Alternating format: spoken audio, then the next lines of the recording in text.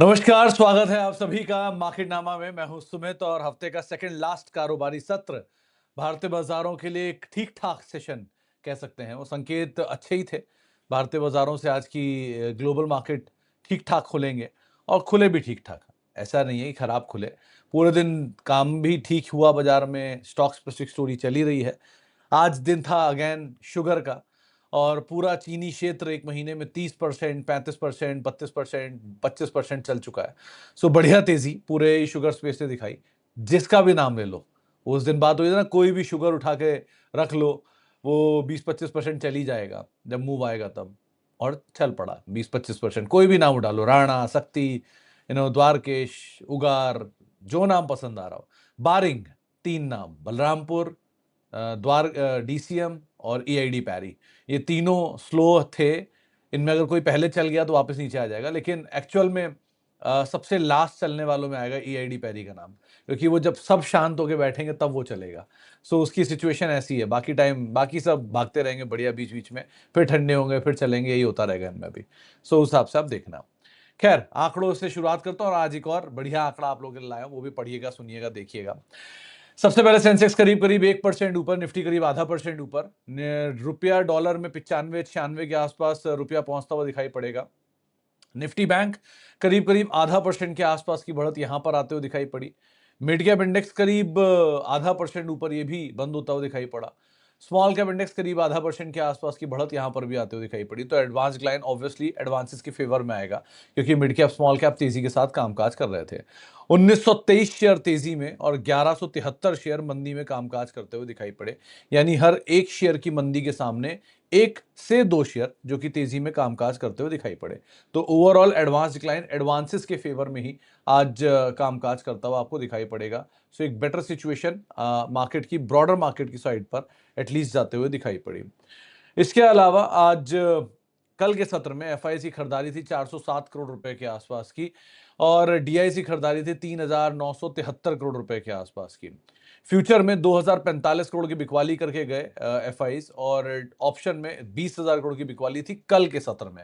ये कल का आंकड़ा है, आज का आंकड़ा थोड़ी देर में आ ही जाएगा। इसके अलावा आज चलने वालों में बलरामपुर चीनी 18% ऊपर आज रहा। नेट वेब 7% ऊपर, एमएमटीसी 7% ऊपर, ब्रिगेड 6.5% ऊपर, मीशो 6.5% ऊपर। सो एक बढ़िया तेजी पूरे ही शुगर स्पेस में, इसमें टॉप गेनर बलरामपुर चीनी। हिमाद्री 6% नीचे, नए हाई काटने के बाद। एस्ट्राडीएम ब्लॉक डील के बाद 4.5% नीचे। चेन्नई पेट्रो 4% नीचे, सिरमा एसजीएस नए हाई काटने के बाद 3.5% नीचे, और ऑथम इन्वेस्टमेंट 3.5% नीचे। ये भी कामकाज करता हुआ दिखाई पड़ा। ये सब बढ़िया चले हैं तो हल्के हो रहे हैं। मोस्ट एक्टिव में बलरामपुर चीनी 17% ऊपर, नेट वेब 7% ऊपर, बीएससी 1.5% नीचे, एचडीएफसी बैंक 1% ऊपर, और एमसीएक्स 5% ऊपर। वो न्यूज फ्लोज जो आए थे उसके बीच में यहां पर भी खरीदारी आते हुए दिखाई पड़ी। साथ ही साथ साल के हाई बनाने वालों में बलरामपुर चीनी 18% ऊपर, नेट वेब 7% ऊपर, एक्मे सोलर 4.5% ऊपर, वेल्सपन लिविंग करीब 4% ऊपर, और साई लाइफ साइंसेस 3.5% के आसपास की बढ़त यहां पर भी आते हुए दिखाई पड़ी। ये साल के नए हाई बनाने वालों में।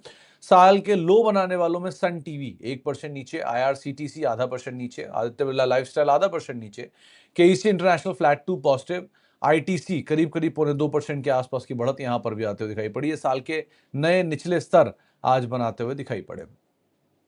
वॉल्यूम बजर में बलरामपुर चीनी का नाम सबसे ऊपर था, 18% ऊपर, एमएमटीसी 7% ऊपर, एक्मे सोलर 5% ऊपर, फाइजर फ्लैट, एचबीएल इंजन करीब करीब 6% की तेजी यहां पर भी आते हुए दिखाई पड़ी। ये कुछ ऐसे नाम जो कि आज वॉल्यूम बजर के तौर पर कामकाज कर रहे थे।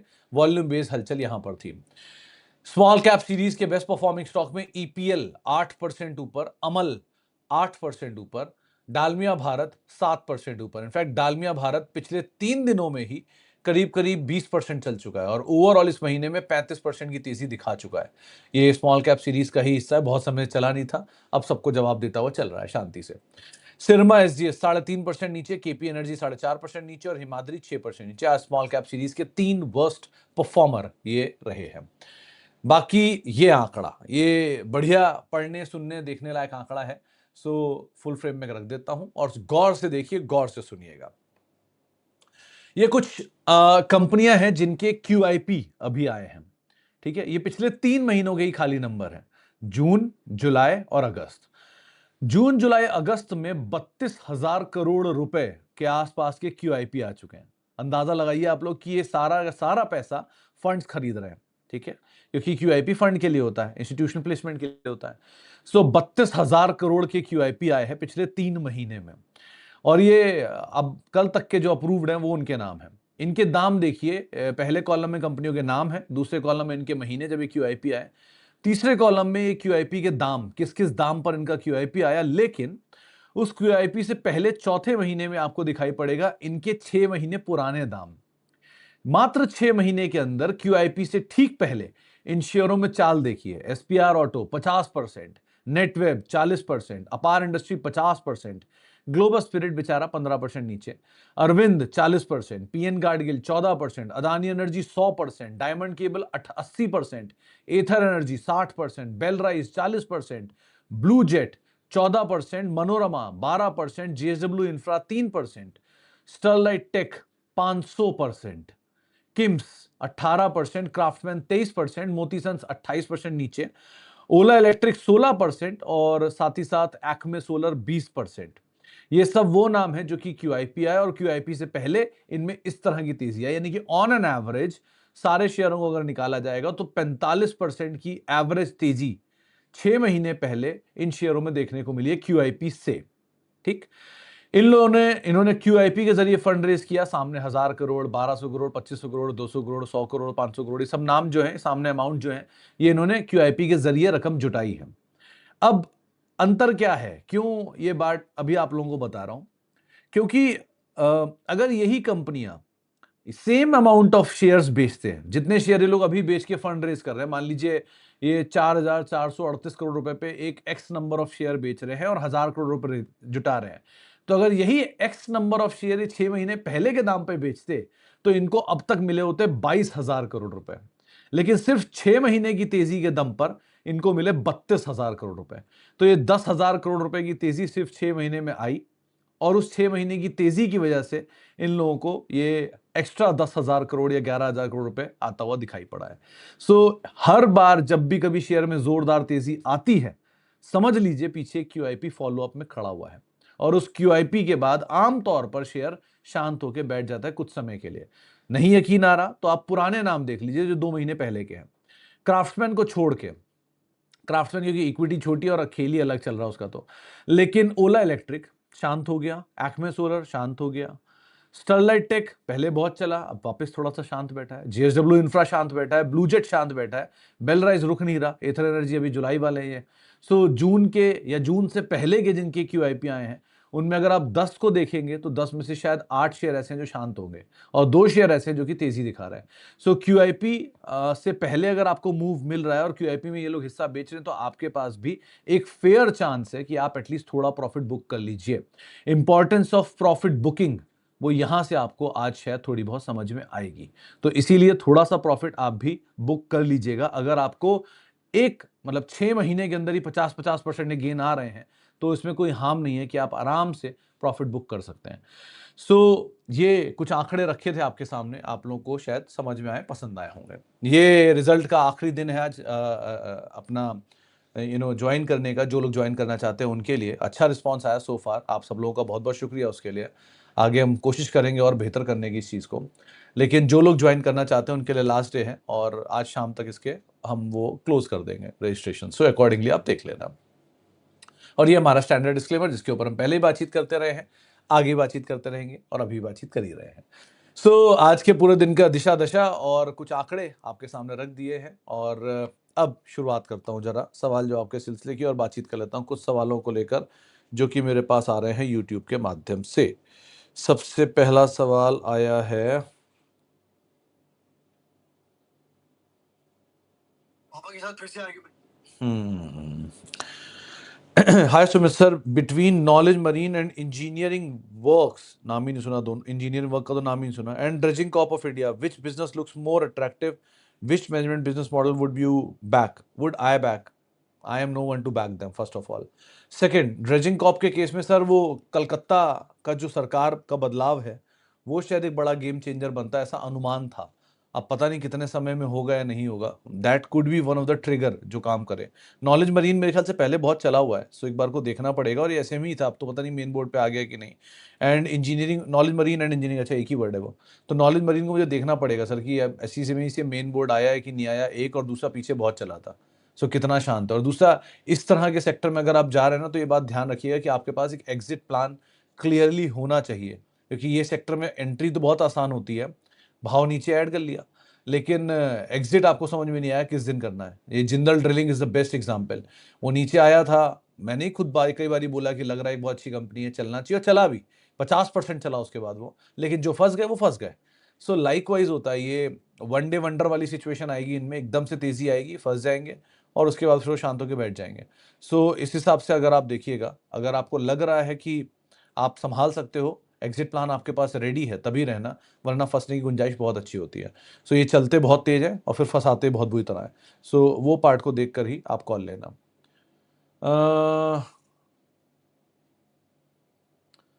Good evening Sumit sir, Jagsonpal Pharma और एंथम बायो की छोटी छोटी क्वांटिटी भी ले सकते हैं क्या? जैक्सन पाल फार्मा, वर्मा साहब बढ़िया लग रहा है, मतलब एक लॉजिकल सिचुएशन आपके सामने रखता हूं। जितनी मुझे याद है, जैक्सन पाल फार्मा का बायबैक आया था 250 रुपए पे, शेयर घूम रहा है 234-35 रुपए के आसपास, और बायबैक में प्रमोटर ने शेयर टेंडर नहीं किए थे। आमतौर पे बायबैक में दो चीजें होती हैं कि जब कंपनी बायबैक करती है, यानी कि कंपनी, मैं मान लीजिए मेरी कंपनी है सुमित रिसर्च, और सुमित रिसर्च कह रही है कि मैं अपने शेयरों को बायबैक करूंगा, और उसका प्रमोटर मैं ही हूं, सुमित मेहरोत्रा। तो मैं बतौर प्रमोटर कहता हूं कि मैं अपने शेयर टेंडर करना चाहता हूं, किसको? सुमित रिसर्च को। तो मैं अपने शेयर दे दूंगा, सुमित रिसर्च मेरे शेयर ले लेगा, सुमित रिसर्च का पैसा मेरे पास आ जाएगा, क्योंकि मेरे शेयर उसने ले लिया, तो बदले में वो पैसा मुझे दे देगा, मैं उस पैसे का जो मर्जी करूं, क्योंकि वो मेरा पैसा है इंडिविजुअली। तो आमतौर पे प्रमोटर जब टेंडर करते हैं, तो ये होता है कि प्रमोटर अपने शेयर दे रहे हैं और एंटिटी शेयर खरीद रही है, मतलब ले रही है वापस। सो ये होता है तब जब प्रमोटर पार्टिसिपेट करते हैं। दूसरी सिचुएशन होती है कि सुमित रिसर्च ने बोला कि मैं शेयर बायबैक करूंगा, लेकिन मैं बोलता हूं कि मैं शेयर बायबैक में अपने नहीं दूंगा, मैं बतौर प्रमोटर अपने शेयर नहीं दूंगा, मेरे हिस्से की जो विंडो है, जो मेरे हिस्से के शेयर है, वो मैं बाजार में नहीं डाल रहा हूं, तो बाकी लोगों को चांस मिल जाए कि वो अपने शेयर टेंडर कर पाएंगे। शेयर तो उतने ही आएंगे, मान लो 100 रुपए 100 शेयर ही टेंडर बायबैक करने हैं सुमित रिसर्च को, मैं अपने 20 शेयर नहीं दे रहा हूं, तो 20 शेयर कहां जाएंगे? बाजार वाले या और कैटेगरी के अंदर बढ़ जाएंगे। तो उन्होंने वो शेयर ले लिया, तो इससे एक्सेप्टेंस रेशियो बदल जाता है। सो जैक्सन पाल फार्मा के केस में प्रमोटर ने शेयर टेंडर नहीं किए थे बायबैक में। ये टेंडर करना आमतौर पे कभी ठीक भी रहता है, लेकिन अगर बार बार कंपनी बायबैक किए जा रही है और उसमें शेयर टेंडर प्रमोटर किए जा रहा है, which is not a good sign, जो धानुका में हो रहा है। धानुका में 4 या 3 बायबैक हुए और सब में प्रमोटर ने शेयर टेंडर किए, which is not a good sign. तो ये चीज थोड़ा सा कंसर्न देता है, तो यहां पर ये सही लग रहा है साइन एज ऑफ नाउ। तो प्लस कंपनी एक्सपैंड कर रही है, हॉस्पिटल बिजनेस में उतरी है, कुछ समय पहले एस्टर डीएम ने ये काम किया था, pharma, and then they expanded into hospital, और हॉस्पिटल में बड़ा एक्विजिशन। लेट्स सी ये लोग क्या करते हैं, या पहले वो खाट कर चुका है यही काम। सो बेटर इज, अभी तो सही लग रहा है इन दोनों में, एंथम भी अच्छा है, ये भी अच्छा है, लेकिन एंथम नया आईपीओ तो ओवरहैंग रहेगा, जैक्सन पाल पुराना, थोड़ा समय लग सकता है। सो सिचुएशन वाइज जैक्सन पाल ज्यादा बेटर है एज ऑफ नाउ, अब जब तक वो बायबैक प्राइस के नीचे, और जितना नीचे उतना अच्छा है। सो बाकी आप एक बार खुद ही देखकर ही समझ के कॉल लीजिएगा।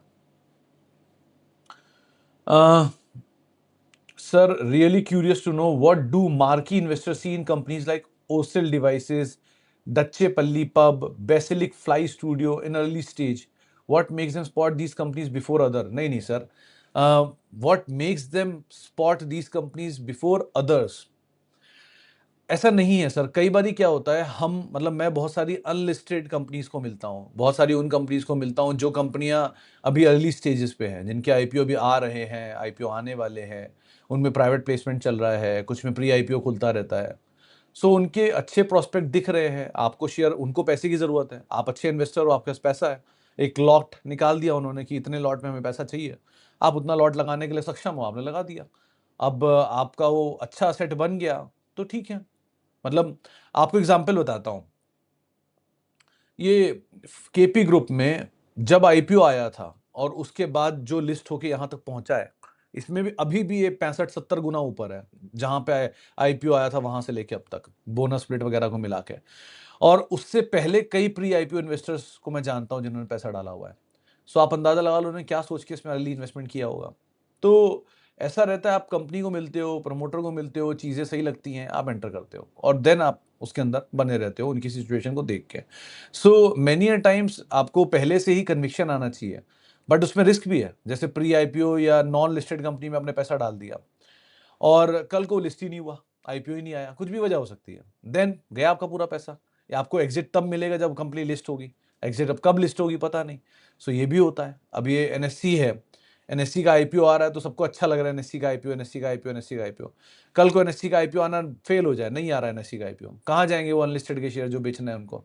सो फिर आप टेंडर करने के लिए ढूंढते रहोगे इधर उधर कुछ ना कुछ चीज़ें। सो मेनी अ टाइम्स ये सिचुएशन होती है। तो इसलिए यहाँ पे सबसे बड़ा कंसर्न है कि आपको लिक्विडिटी नहीं मिलती, कहाँ बेचोगे माल? तो वो कंसर्न रहता है, बट ठीक है, मेनी अ टाइम्स अगर आप अच्छे इन्वेस्टर हो और आपको चीज़ें मिल जाती हैं, तो उस हिसाब से आप काम करो। बट बहुत केस टू केस बेसिस में, क्लोज एंटिटी में समझने के बाद तभी काम करो, ज़्यादा बेटर है। Sir good evening, you said you will study about corona remedies, have you yet? हाँ हाँ शम्स साहब, मैंने देखा कोरोना रेमेडीज, अच्छी कंपनी है, बहुत अच्छी कंपनी है।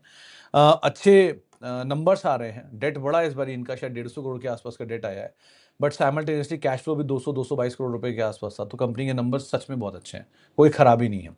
एक खराबी है कि शेयर अपने ऑल टाइम हाइस के करीब खड़ा हुआ है, बहुत पुरानी कंपनी है नहीं और ऑल टाइम हाई पे शेयर खड़ा हुआ है। और प्राइस टू अर्निंग तो जो अपनी जगह है सो है, प्राइस टू अर्निंग ग्रोथ भी इसकी 1.5 1.6 की तरफ जा रही है, जो अभी उतनी महंगी नहीं है लेकिन अभी उतनी सस्ती भी नहीं है। सो इस हिसाब से आप देखना कंपनी के नंबर्स सब्सटैंशियली सारी बातों को सो फार जो भाव है उसमें डिस्काउंट करके बैठे हैं। तो अब अगर यहाँ से और ज़्यादा तेज़ी आ रही है तो ये महंगे साइड पर जा रहा है। अगर कोई फॉल मिल जाए तो दैट्स अ डिफरेंट थिंग, लेकिन बहुत पुरानी हिस्ट्री नहीं दिखी मुझे शेयर होल्डिंग में, शायद 3 या 4 क्वार्टर ही थे। तो अगर बहुत पुरानी हिस्ट्री नहीं है और नया हाई काट रहा है तो फिर तैयार रहना, क्योंकि कुछ समय बाद ऑफलोडिंग आती है। आमतौर पर जिनको पुराने इन्वेस्टर हैं उनकी प्री एंकर आईपीओ एंकर 1 साल का लॉक इन, 2 साल का लॉक इन, वो सब आना शुरू हो जाएगा। तो अगर वो सब के लिए आप तैयार हो झटके खाने के लिए और आधा होता हुआ देखने के लिए, तो ठीक है। वरना अगर आप निवेशित हो तो थोड़ा पैसा बुक कर लेना, कोई प्रॉब्लम नहीं है, क्योंकि शेयर ऑल टाइम हाई पे खड़ा है और थोड़े वैल्यूएशन साइड पे डिस्कम्फर्ट भी। कंपनी अच्छी है, नंबर अच्छे हैं, सब बढ़िया है, बट थोड़ा चला हुआ है। सर एचएस स्केल करके 40 शेयर 124 में फ्री के पड़े हैं, लॉन्ग रखे हैं, बेचे रहते हैं? देखो सर गुड बोले साहब, पहली चीज तो एचएस नहीं एसएस स्केल कर है। दूसरा, अगर फ्री के हैं तो क्यों ही टेंशन ले रहे हो? Until and unless you get a very good opportunity, very very good opportunity, तब तक फ्री के शेयरों को मत बेचो। सर देखो, आपने 100 शेयर खरीदे, आपका पैसा डबल हुआ, आपने उन शेयरों को बेच दिया। फ्री के शेयर 50 रख लिए, 50 बेच दिए। अब 50 शेयर जो पड़े हैं उनका कुछ वो आपसे ले तो रहे नहीं है, वो ऊपर नीचे जहां जा रहे हैं जाने दीजिए। एक पार्ट डिविडेंड दे रहे हैं आपको, डिविडेंड मिल रहा है फ्री का। एक तो आपको मतलब 150 रुपए लगा के अगर मान लीजिए समय के साथ रहते रहते 85 रुपए का डिविडेंड भी आ जाए तो क्या बुराई है? एक दूसरा, मतलब वो एसेट क्रिएशन तो कर ही रहे हैं आपके लिए। दूसरा, वॉलेटिलिटी जब आ रही है आने दो, अब आप नए पे फोकस करो ना, जो एक्स्ट्रा 50 रुपए घर ले गए कैपिटल के, उससे अप्रिसिएशन ही काम करो, इनको छोड़ दो। तीसरा, किसी फाइन डे कोई ऐसा असेट मिले जहां पे आपको लगता है कि हाँ ये 50 कम पड़ जाएंगे, मुझे वो 50 भी वापस चाहिए, तो आप करो। जब आप बहुत कन्विंस हो कि हाँ ये एक और ऐसा एसेट है जो इससे ज्यादा रिटर्न मुझे जनरेट करके दे देगा, तब आप उसका इस्तेमाल करो। वरना तब तक के लिए वो अच्छी कंपनी है, बुरी कंपनी है, जैसी भी कंपनी है, आपका पैसा तो डबल करके गई है ना, तो अब क्यों घबरा रहे हो? फ्री के ही तो शेयर है, पड़ा रहने दो उनको वहां पर।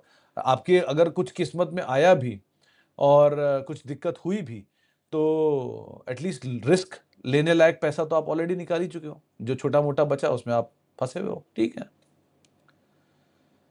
Good evening Sumit sir, how do you see transformer industries going forward? अच्छी इंडस्ट्री है बट थोड़ा महंगा है। Which one is better, Shilchar और यश? यश के नंबर बहुत अच्छे थे इस बार, यश हाई वोल्टेज अगर आप उसकी बात कर रहे हो तो।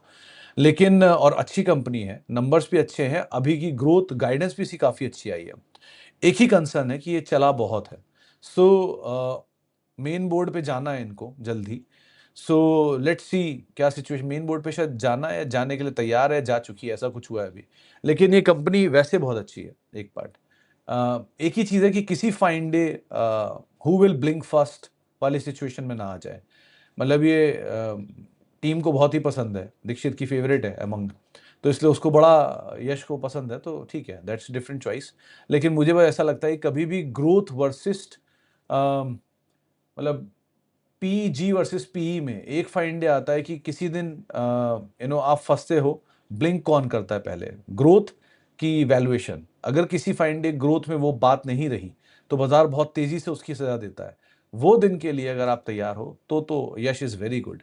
लेकिन अगर वैसा नहीं है तो शिलचर को भी नजर रखना, कभी नीचे मिल जाए तो अच्छा दाम है। शिलचर के नंबर इस बार के खराब थे, सो इस क्वार्टर के हिसाब से देखोगे तो यश इज वेरी गुड इंस्टेड। लेकिन आगे के लिए नंबर्स डिपेंड करते हैं, कैसे कैसे नंबर देते हैं अपने। एंड ट्रांसफार्मर की स्टोरी अच्छी है, बट डिपेंड सर यहाँ पर, क्योंकि ना ज्यादातर कंपनियों की इक्विटी बहुत छोटी है, अभी सप्लाईज उतनी आई नहीं है, धीरे धीरे आ रही हैं। यानी कि पहले ट्रांसफार्मर कंपनियां उतनी नहीं होती थी, अब लेकिन बहुत आ रही हैं। केबल, ट्रांसफार्मर, पावर, डिस्ट्रीब्यूशन, इनकी कंपनियां काफ़ी आने लग गई हैं। सो धीरे धीरे अगर वहाँ पर दिक्कत आने लग जाए या ज़्यादा अगर आपको सप्लाईज दिखे तो आप एक बार को दूर भी रह सकते हो। सर आईएनए में 52% लॉस है, 79 का स्टॉप लॉस लगाया है, क्या करना चाहिए? कम बैक कर सकता है क्या? विवेक साहब देखो, नंबर तो नहीं थे इस बार के अच्छे, टाइम भी ले सकता है। एक अगर कुछ भी पिकअप आता है, कोई भी फंड बाइंग आती है तो पिकअप आया तो ठीक है। स्टॉप लॉस सही लगा के रखा हुआ है, अगर आपको फर्दर ज़्यादा नीचे आता है तो आप एक बार को एग्जिट कर सकते हो। ऑब्वियसली लॉस बुक करो, निकल जाओ, गलती है एक्सेप्ट इट। और रही बात आगे के लिए, अभी तो सर नंबर पे ही सब कुछ है, नंबर गाइडेंस ये दोनों ठीक रहते हैं तो उसके हिसाब से ही काम होगा। वो आप पहले देखिएगा, पहली चीज़ नंबर एंड दूसरी चीज़ गाइडेंस, इन दोनों का ध्यान रखिएगा। पागल सब में फंसा दिया ठक्कर साहब, मैंने तो कोशिश नहीं करी, आप फंस गए तो उसके लिए माफ़ी, यही बोल सकता हूँ मैं तो ऐसी कोई चीज़ करी नहीं, और ना मैं आपको जानता हूँ कि मैं आपको फंसाऊंगा, लेकिन अगर आप फंस गए तो उसके लिए माफ़ी कहूँगा। Sir KP green engineering and bank of Baroda को भी एवरेज कर सकते हैं क्या? KP green engineering seems better Rathore साहब, बट थोड़ा स्टॉप लॉस के साथ काम करना है, क्योंकि लॉट की कंपनी है, यानी 500 के लॉट में ये कंपनी आती है। सो लॉट इज बिगर, तो एक बार को झटके बड़े ही देंगे। सो अगर आप करते हो तो एक स्टॉप लॉस के साथ ही काम करना, उसमें आउटराइटली ऐसे मत काम करना कि लॉन्ग करो और बैठ जाओ, ऐसा मत करना। थोड़ा सा एक स्टॉप लॉस लगाना ज़रूरी है यहाँ पर, क्योंकि एसएमई है। 1.5 साल, पौने 2 साल होने वाले हैं, मेन बोर्ड में भी समय है। सो अभी के लिए एटलीस्ट एक स्टॉप लॉस रखो। कमेंट्री इनकी ठीक थी, नंबर अच्छे हैं, लेकिन बुरी तरह टूटा है पूरा ग्रुप। सो अभी के लिए एटलीस्ट ये चीज़ का ध्यान रखना और उसके हिसाब से ही कॉल लेना। Sir thank you for Ugar and Poshak, कब बुक करूं प्रॉफिट? तो मिश्रा साहब देखो, शुगर के केस में एक बात पहले दिन से अभी भी बोल रहा हूं कि शुगर दो तरीके से काम करता है। पहला, वो कंपनी आएंगी जो कि इन्वेस्टमेंट ग्रेड है, जिसमें आता है Balrampur Chini, EID Parry and Dalmia Bharat. ये धीरे धीरे सरक सरक के चलते रहेंगे, इनमें कोई बहुत फर्क नहीं पड़ेगा। जब शुगर पूरा थक जाएगा तब ईआईडी पैरी उठेगा। बाकी सारे वो हैं जो एकाएक जागेंगे और एकदम से भागेंगे, फिर शांत होकर नीचे आएंगे, फिर भागेंगे, फिर शांत होकर नीचे आएंगे, एंड लाइकवाइज ऐसे मूव आते रहेंगे। सो ये मल्टीपल मौके देंगे आपको। एक बहुत सीधा प्रिंसिपल है कि कोई भी शेयर अगर आपको एक महीने में 35-40% का रिटर्न दे रहा है, इससे ज्यादा आपको क्या ही चाहिए? मतलब 40% रिटर्न को अगर आप लोगों को लगता है कुछ भी नहीं है ना, तो फंड मैनेजर को समझाइए। मतलब बेचारा पराग पारिक फ्लेक्सी कैप फंड 1 साल में 3% नेगेटिव रिटर्न दिया और पूरी दुनिया का दुश्मन बन के बैठा हुआ है, सिर्फ 3% नेगेटिव रिटर्न में, और आपको 40% एक महीने में एक स्टॉक में रिटर्न मिल रहा है। और क्या चाहिए सर? बुक करो, निकलो, साइड में बैठ जाओ, कैपिटल निकालो, आधा बुक करो, चौथाई बुक करो, कुछ भी बुक करो, थोड़ा कैपिटल फ्री करो, साइड में बैठ जाओ। ऐसा मत करो कि मुझे तेजी मिल रही है, मैं तेजी के साथ बैठा रहूंगा, बना रहूंगा। सो ऐसा काम कभी नहीं होता सर। कोई भी मार्केट का मूवमेंट किसी भी स्टॉक का कभी भी लीनियर नहीं होता कि एक तरफा चले ही जा रहा है, चले ही जा रहा है, चले ही जा रहा है। सो अगर आपको नहीं मिल रहा मौका, या आपको लग रहा है कि ये चलती रहेगी, ऐसा नहीं होगा, फिर घूम घाम के नीचे आएंगे थोड़ा दिन बाद। सो बेटर इज कि आपको अगर प्रॉफिट बन रहा है तो एटलीस्ट थोड़ा तो बुक करो, और बाकी फिर नीचे आएगा, फिर मिल जाएंगे मौके, फिर एंटर कर जाना। कहाँ भागा चला जा रहा है सर? कंजम्पशन स्टॉक्स लेना चाहिए, लूं सर? काफी टाइम से हाइबरनेशन मोड में है। Already I had Tata consumer and HUL, can we add some quantity for long term? देखो अहमद साहब, लॉन्ग टर्म में आप ऑलरेडी इन दोनों को होल्ड कर रहे होंगे आई गेस, और दोनों के दोनों केसेस में ये दोनों बहुत समय से शांत हैं। और अगेन टाटा कंज्यूमर इतना शांत रहने के बावजूद भी अभी भी कॉस्टली साइड पर खड़ा हुआ है। Concern is one, two their old hog. इस समय ओल्ड हॉग किसी में भी आपको स्टीम दिख रही है? Reliance, TCS, HDFC bank, HUL, और कौन बचा, आईटीसी, डाबर, ये सारे ओल्ड हॉग्स हैं, एक टाइम बहुत चले हैं, अब शांत है। सो अभी के लिए ऐसे ही रहेंगे शांत। अगर आप में पेशेंस, ऊबर पेशेंस है तो ठीक है, ले लो, कोई दिक्कत नहीं। बट ये देखना कि जिस दिन इनके अंदर volume growth higher single digit या डबल डिजिट की तरफ आ गई, सो उस केस में आप थोड़ा थोड़ा यहाँ पर लॉन्ग कर सकते हो। सो अभी से लेना चाहो ले लो, और उसके बाद अगर आप पेशेंस रख सकते हो for a longer duration of time, ले लो। बट वो उस दिन तक के लिए हिलेंगे नहीं। फिर बीच में सवाल मत पूछना कि एचयूएल चला नहीं, या डाबर चला नहीं, या टाटा कंज्यूमर चल नहीं रहा, क्योंकि जब तक इनमें वो हायर सिंगल डिजिट ग्रोथ या डबल डिजिट ग्रोथ नहीं दिखाई पड़ेगी, तब तक ये ढीले ही रहेंगे। सो वो दिन तक के लिए अगर आप एक्यूमुलेट करना चाहते हो, करो आराम से, कोई दिक्कत नहीं। फिर तो सर बड़ा पैसा कैसे बनेगा फिर अगर प्रॉफिट बुक करते रहेंगे तो? प्रकाश साहब देखो, बड़ा पैसा बुक करने के लिए you need time and you need patience. Time and patience की एग्जांपल आपको बताता हूं बहुत आसानी से। आपके पास दो तरह के स्टॉक बोलता हूं, एक बेस्ट परफॉर्मर, एक वर्स्ट परफॉर्मर, और एक ऐसा स्टॉक जो अच्छा नाम था लेकिन चला नहीं। बेस्ट परफॉर्मर में चलो मैं लगता हूं राघव प्रोडक्टिविटी को, क्योंकि मुझे इसकी हिस्ट्री याद है इसलिए बता रहा हूं। ये शेयर आज से 2022-23 में कहीं, मुझे इसलिए याद है उस दिन मैं मैनेजमेंट को मिल के आया था 22-23 में पहली बार, और मैंने अपनी टीम के एक लड़के को दिलाया था 300 रुपए के आसपास। वो 300 रुपए का शेयर 2-3 बार बोनस पूनस पापू के अपना साल 40-50 रुपए कॉस्ट है, और आज 1600-1700 रुपए शेयर चल रहा है। यानी कि वहां से share 12 time, 15 time, 16 time, 17 time जो भी होना था हो गया। सो अच्छा चला 5 साल में, ठीक है, 5, 3, 4, 6 साल जो भी होंगे उसमें, ये हो गया बढ़िया परफॉर्मर 1। इसमें बीच में बहुत झटके आए प्रॉफिट बुकिंग के। उसने मुझसे कई बार ये पूछा, मैं एक ही बात बोला कि पड़ा रहने दो, कुछ नहीं ले रहा तुम्हारा, रखा रहने दो, रखा रहा। नंबर अच्छे थे, मैं पढ़ता रहा, कंपनी से, मैनेजमेंट से बात करता रहा, चलता गया वो शेयर, खत्म हो गई वो कहानी। एक दूसरी तरफ ऐसा शेयर भी आता है जो नहीं चला, जैसे बाटा, बहुत अच्छी कंपनी है, 5-6 साल में नंबर नहीं आए, शेयर लूट लाट के आधा हो गया, 1/4 हो गया। कंपनी अच्छी है, नाम बहुत बढ़िया, सारी सिचुएशन है। सो दोनों तरह की कंपनी आपके सामने है, अच्छी भी बुरी भी। Even best of the best name में टीसीएस हुए, एचडीएफसी बैंक हुए, वहीं के वहीं खड़े हैं, 4 साल 3 साल हो गए। अब इन तीन में आपने कौन सी चीज ले रखी, आपको कैसे समझ में आया कि मैंने ये ले रखा है, ये लॉन्ग टर्म में मुझे पैसा बना के देगा, ये लॉन्ग टर्म पैसा नहीं बना के देगा? सो यहां कंसर्न आएगा पहला, कि वो शेयर मेरे पास है कि नहीं है, ठीक। दूसरा ये कंसर्न आएगा कि मैंने उसे ले लिया है तो मैं उसे आगे होल्ड करूं कि ना करूं। ये जो टेम्परेरी फॉल है, ये एक्चुअल में टेम्परेरी है, सही में वही पूरा फॉल दिखा देगा? ये दूसरा कंसर्न आता है कि मैंने 1500-500 रुपए कोई चीज ली, वो 700 गई, 700 टूटनी शुरू हुई, पहली घबराहट शुरू होती, कहीं वो 500 के नीचे ना आ जाए। क्यों आई ये घबराहट? क्योंकि आपने उसके बारे में पढ़ा नहीं है। सो वो आएगी पढ़ने से। सर ज्ञान की कोई कीमत नहीं होती, ठीक है, और कीमत का किसी को ज्ञान नहीं है। ये सबसे बड़ा प्रॉब्लम है इस देश में। सो बेटर है कि अगर आपको लग रहा है कि आपने कोई चीज ले रखी है, तो आप उसके बारे में पढ़ो, पढ़ो टू द कोर। इतना पढ़ लो कि आपको समझ में आ जाए कि यार ये चीज रखने लायक है। You need to be obsessive about that company particularly. मेरे कुछ दोस्त हैं, वो बात जानते हैं कि इन कंपनियों के लिए मैं इतना ऑब्सेसिव रहता हूं। और ऑब्सेसिव क्यों? क्योंकि उन्होंने पैसा बनाया है उसके बाद। ऐसा ये जो उगर शुगर द्वारकेश, उगर द्वारकेश, उगर द्वारकेश, इतने कई दिनों से बोल रहा था मैं कि अच्छा लग रहा है शुगर, अच्छा लग रहा है शुगर, अच्छा लग रहा है शुगर। क्यों अच्छा लग रहा है शुगर? क्योंकि ऑब्सेसिव था इस चीज के लिए। वो ऑब्सेशन दिख गया होगा आपको। शुगर एंड आईटी में बॉटम लग रहा है, बन गया है। ये लाइन मैंने मल्टीपल टाइम बोली है, कभी भी आप सुन सकते हो पीछे उठा के। सो ऐसी सिचुएशन इसीलिए आती है, आपको पढ़ना पड़ता है उसके बारे में। अपार इंडस्ट्री, पीटीसी इंडस्ट्री, इनके बारे में बहुत पढ़ा मैंने। इसीलिए मुझे पता था कि ये कंपनियों को आराम से आप होल्ड कर सकते हो, और वो चल गए वहां से। जो नहीं लगती, मतलब कई बार गलत भी पड़ा, टीसीएस गलत पड़ गया ना, ठीक है, कोई बात नहीं, गलत पड़ गया, it's a learning. So many a times you learn, many times you earn, many times you grow. You keep accepting everything and move on. तो जहां जहां गलती हुई एक्सेप्ट किया, आगे बढ़ा। जहां जहां पैसा बना एक्सेप्ट किया, आगे बढ़ा। जहां सीख रहा हूं एक्सेप्ट कर रहा हूं, आगे बढ़ रहा हूं।